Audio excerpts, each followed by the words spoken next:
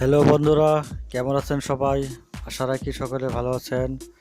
Graphics design learning টিউটোরিয়ালের পক্ষ থেকে আপনাদেরকে স্বাগতম। আজকে আমি দেখাবো কিভাবে অ্যাডোব ইলাস্ট্রেটরের সাহায্যে একটি প্রফেশনাল লোগো তৈরি করা যায়।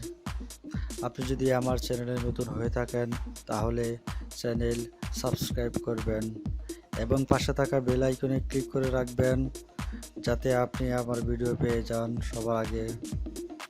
তো যাওয়া যাক মূল টিউটোরিয়ালে। টুলবার অপশন থেকে ইলিপস টুল সিলেক্ট করব। কিবোর্ডের শিফট প্লাস কন্ট্রোল বাটন একসাথে হোল্ড রেখে একটি ইলিপস ড্র করব। ইলিপসের স্ট্রোক কালার ব্ল্যাক করব। স্ট্রোকস এর সাইজ কমিয়ে নেব।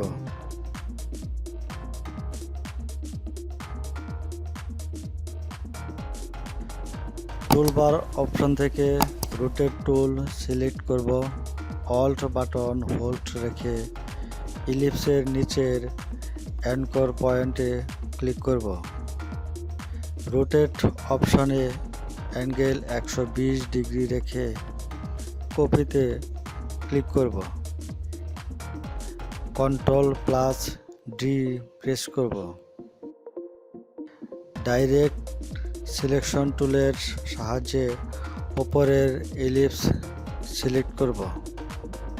রোটেট টুল নিয়ে অল্ট বাটন চেপে রেখে ইলিপসের কর্নারে ক্লিক করব। রোটেট অপশনে অ্যাঙ্গেল 60 ডিগ্রি টাইপ করে ইলিপস কপি করব। এবার কপিকৃত ইলিপসটি সিলেক্ট থাকা অবস্থায় রোটেট টুল নিয়ে অল্ট বাটন চেপে রেখে তিনটি ইলিপসের সেন্টার পয়েন্টে ক্লিক করব। রোটেট অপশনে অ্যাঙ্গেল 120 ডিগ্রি রেখে কপিতে ক্লিক করব। কন্ট্রোল প্লাস ডি একসাথে চেপে রেখে আরেকটি ইলিপস ড্র করব। সমস্ত অবজেক্ট সিলেক্ট করে শেপ বোল্ডার টুল নিয়ে অল্ট বাটন চেপে ধরে অপ্রয়োজনীয় অংশ কেটে নিব। কার্সরে প্লাস চিহ্ন থাকা অবস্থায় অবজেক্টের মাঝখানের অংশ কেটে নেব।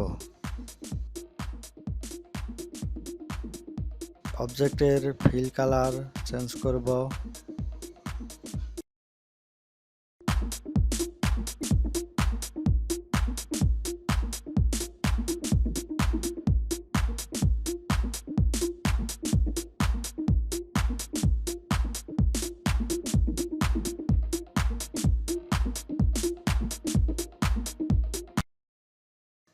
টুলবার অপশন থেকে গ্রেডিয়েন্ট টুল সিলেক্ট করে অবজেক্টের উপর ক্লিক করে একটির পর আরেকটির কালার চেঞ্জ করব।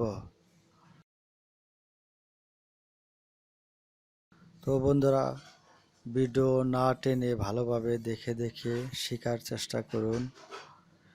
আমি আশা করছি আমার টিউটোরিয়াল ফলো করলে অবশ্যই গ্রাফিক্স ডিজাইন শিখতে পারবেন। টিউটোরিয়াল দেখার জন্য সবাইকে ধন্যবাদ।